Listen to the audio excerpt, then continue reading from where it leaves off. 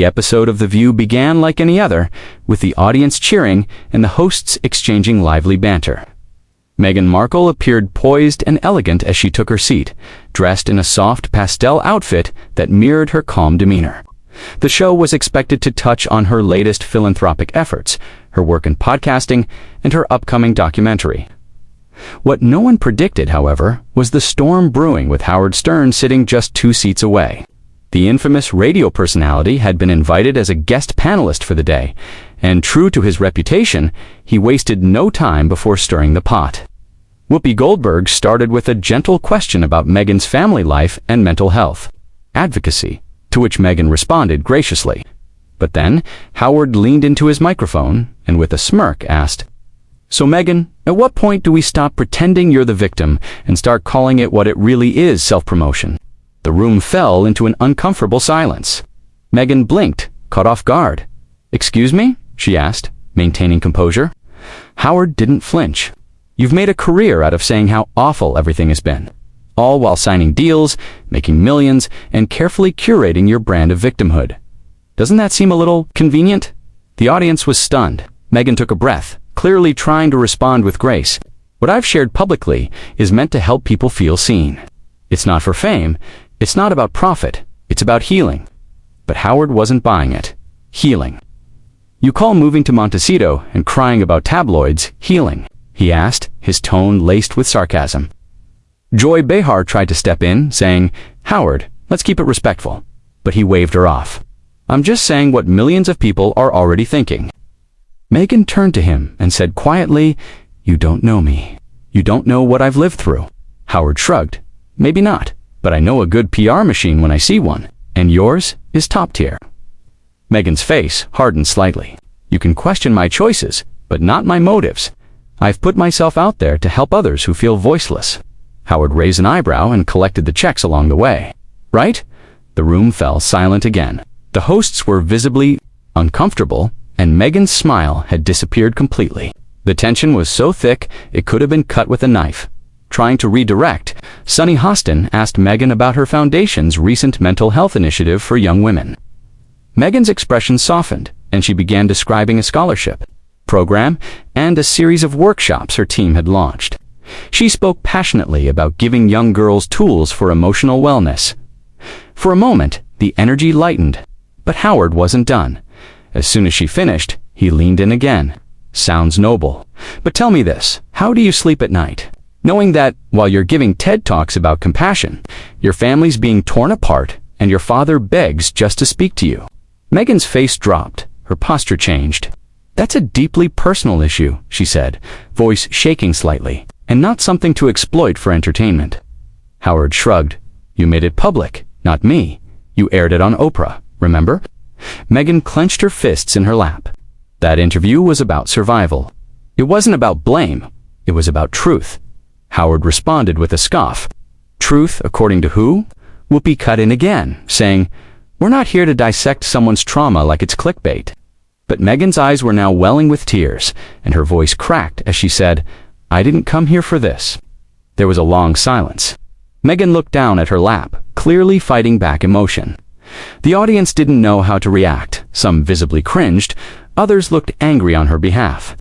Howard, perhaps realizing he'd gone too far, said, "Look, I'm not trying to be cruel. I just don't like fake narratives. And I think the world's tired of curated grief with designer shoes." That comment, though delivered more softly, stung even more.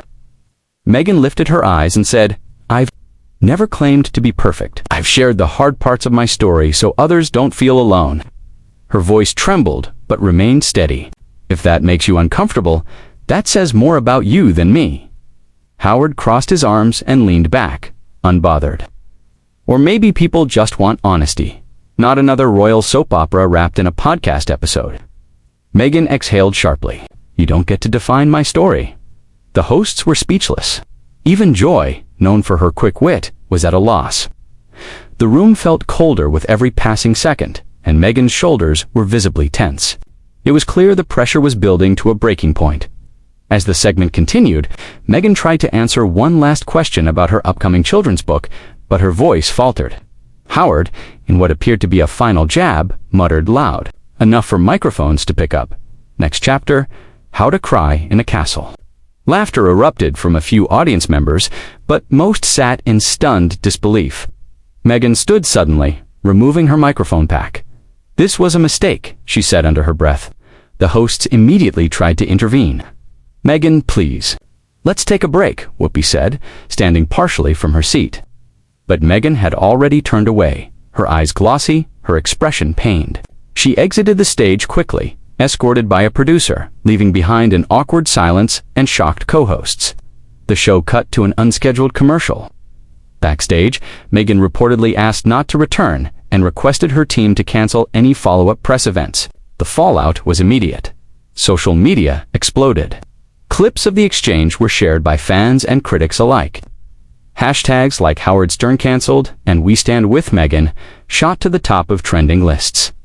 Celebrities began to weigh in.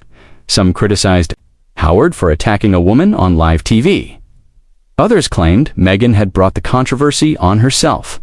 Back in the studio, the remaining hosts struggled to recover. "That's not what this show is about," Sunny said, her voice tight with frustration. "We invite people to share their truth, not to be attacked for it." Joy echoed the sentiment, saying she regretted how far the conversation had gone. Howard, meanwhile, looked only slightly remorseful. "I speak my mind," he said. "That's what I've always done. Sorry if people can't handle it." Whoopi gave him a look that said more than words ever could. The rest of the episode limped along, but it was obvious the spark had gone out. When the show ended, Howard left through a side exit without speaking to press. Behind the scenes, producers huddled to discuss the incident and damage control. ABC released a short statement saying they supported honest dialogue but did not condone personal attacks. Meghan's team responded the next day with a brief message, thanking the audience for their support and confirming she would not return. To The View, the story dominated entertainment headlines for days. News outlets replayed the footage with commentary from experts on trauma, media, ethics, and celebrity treatment. Meghan's fans stood firm in her defense, while Howard's supporters doubled down on his brutal honesty. In the days that followed, more celebrities began to speak out. Some who had once appeared on Howard's radio show now questioned his approach. Others who had previously been critical of Meghan softened their stance, seeing her tears as evidence of real emotional distress. An op-ed in a leading paper argued that Howard's questions, though blunt, mirrored what many in the public had privately wondered. Another editorial countered by declaring that turning trauma into entertainment was unethical, regardless of fame. Meghan herself remained quiet, choosing not to address the incident further. Her silence only fueled more speculation. Had she been truly blindsided? Had the producers warned her about Howard's style? Was this all a calculated media stunt gone wrong? Rumors swirled, but no confirmation came. Meanwhile, The View quietly scrubbed portions of the interview from its official website. Behind the scenes, producers reevaluated their guest policies and public relations approach. But for Meghan, the damage had been done. She had walked in expecting empathy and walked out humiliated. The image of her wiping away tears, walking past flashing lights, became symbolic a moment where celebrity collided with raw vulnerability in front of millions. Howard's reputation also took a hit. Though some hailed his no-nonsense style, others called for a formal apology. Critics pointed out that while Howard had built his brand on controversy, targeting someone already struggling with public scrutiny crossed an invisible line. A few days later, during his own radio show, Howard addressed the situation briefly. "Look, I'm not here to be anyone's villain," he said. "I asked the questions that people think about. Was it harsh? Maybe. But I didn't force her to cry." The comment was met with backlash.